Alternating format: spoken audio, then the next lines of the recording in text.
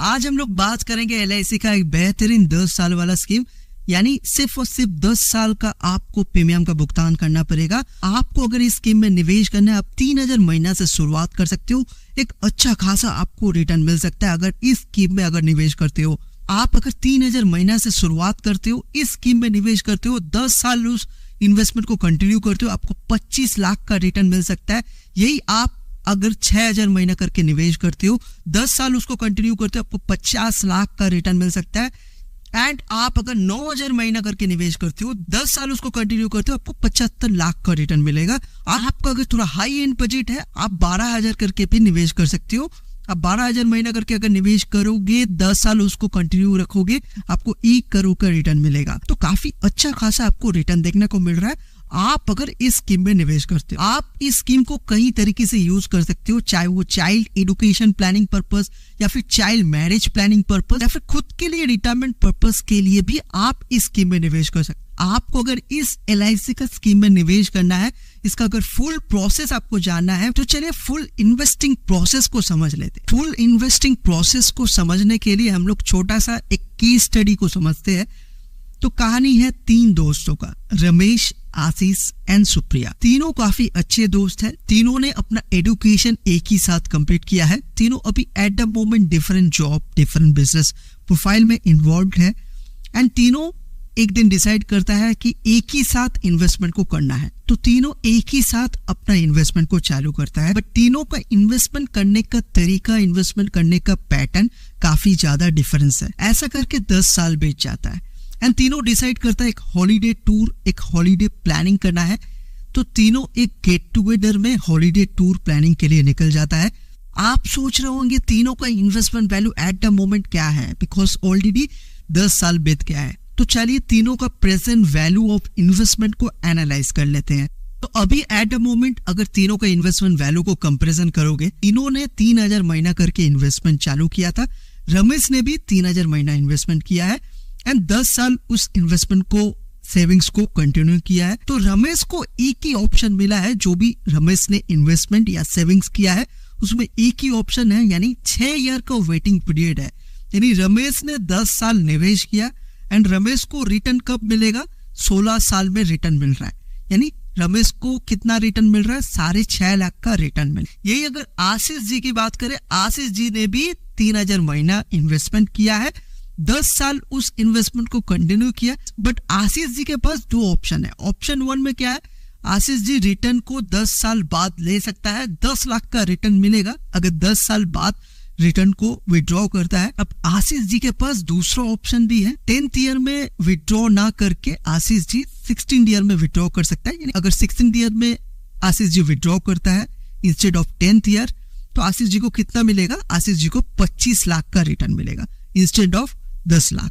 सुप्रिया जी ने भी सेम 3000 महीना करके इन्वेस्टमेंट किया है, 10 साल उसको कंटिन्यू किया। सुप्रिया जी के पास भी 2 ऑप्शन है। ऑप्शन 1 है सुप्रिया जी रिटर्न अपना 10 साल में उठा सकता है। कितना रिटर्न मिलेगा? 5 लाख का रिटर्न मिलेगा। यही अगर ऑप्शन 2 में जाता है सुप्रिया जी, यानी 10 साल में विड्रॉ ना करके 16 साल में विड्रॉ करता है, तो कितना मिलेगा सुप्रिया जी को? सुप्रिया जी को 16 लाख का रिटर्न मिलेगा। ओवरऑल अगर इन्वेस्टमेंट वैल्यू को एनालिसिस करोगे, आशीष जी को सबसे ज्यादा रिटर्न मिल रहा है एंड काफी अच्छा ऑप्शंस मिल रहा है। अब ये तो था फेवरेबल सर्कमस्टेंसेस, यानी सब कुछ सही होता है तो ये आपको रिटर्न मिलेगा। बट मान लीजिए कुछ अनफेवरेबल सर्कमस्टेंसेस हो जाता है, फैमिली सिक्योरिटी में क्या मिलेगा फैमिली को, ये भी जानना काफी इंपॉर्टेंट है।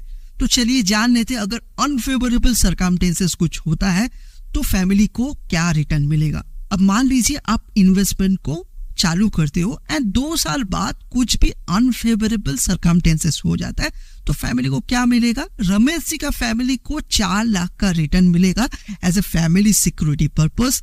आशीष जी का फैमिली को 80,000 मिलेगा। सुप्रिया जी को फैमिली को 2,40,000 का रिटर्न मिलेगा। अगर ओवरऑल अगर एनालिसिस करोगे अनफेवरेबल सर्कमस्टेंसेस में, तो रमेश जी का फैमिली को सबसे ज्यादा रिटर्न मिलेगा 4 लाख का, बट आशीष जी का फैमिली को सबसे कम मिलेगा जो कि है 80,000। अब हम लोग को इन्वेस्टमेंट पैटर्न को समझना काफी ज्यादा इंपॉर्टेंट है, यानी किस तरह से तीनों जन ने अपना इन्वेस्टमेंट को किया, इतना फर्क क्यों आ रहा है, इतना डिफरेंस क्यों आ रहा है?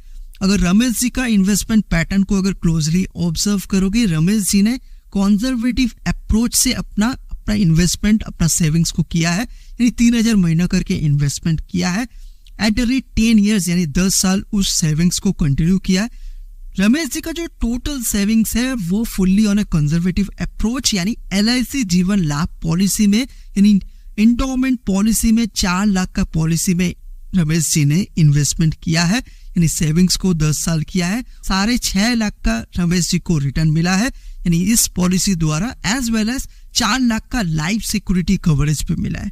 अब इधर टर्म इंश्योरेंस भी ऑप्ट कर सकते हो। आशीष जी ने क्या अप्रोच लिया है? आशीष जी ने फुल्ली एग्रेसिव अप्रोच यानी फुल्ली इक्विटी में इन्वेस्टमेंट किया, यानी 3000 महीना करके इन्वेस्टमेंट तो किया है, as same as Ramesh ji, at the rate 10 years यानी 10 साल उस इन्वेस्टमेंट को कंटिन्यू किया। बट टोटल जो इन्वेस्टमेंट आशीष जी का है वो है म्यूचुअल फंड में। SBI मैग्नम मिड कैप में आशीष जी ने इन्वेस्टमेंट किया है, उधर से आशीष जी को 25 लाख का रिटर्न मिला है। बट कुछ भी लाइफ सिक्योरिटी कवरेज नहीं है, बिकॉज म्यूचुअल फंड में आपको लाइफ सिक्योरिटी कवरेज नहीं मिलता है। आप इधर दूसरे म्यूचुअल फंड में भी इन्वेस्ट कर सकते हो। SBI के अलावा ICICI है, HDFC है, काफी सारा आपको म्यूचुअल फंड प्लान्स मिल जाएगा। सुप्रिया जी का इन्वेस्टमेंट अप्रोच क्या है? सुप्रिया जी के इन्वेस्टमेंट अप्रोच जो है डाइवर्सिफिकेशन अप्रोच। सुप्रिया जी ने अपना इन्वेस्टमेंट को डिवाइड किया हुआ है, यानी 3000 महीना सुप्रिया जी ने भी मंथली इन्वेस्टमेंट किया है।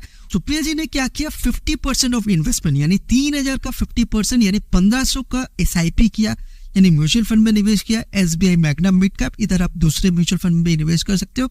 उधर से सुप्रिया जी को 13.5 लाख का रिटर्न मिल गया।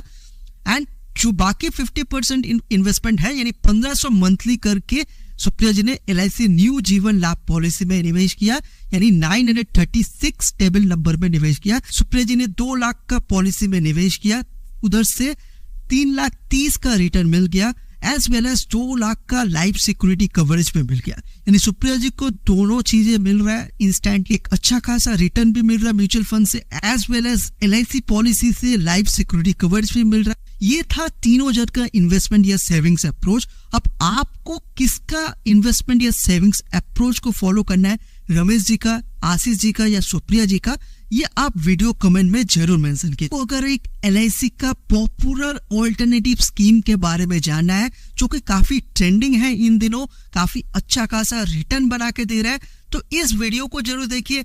मैं आपको मिलता हूँ उस वीडियो पे।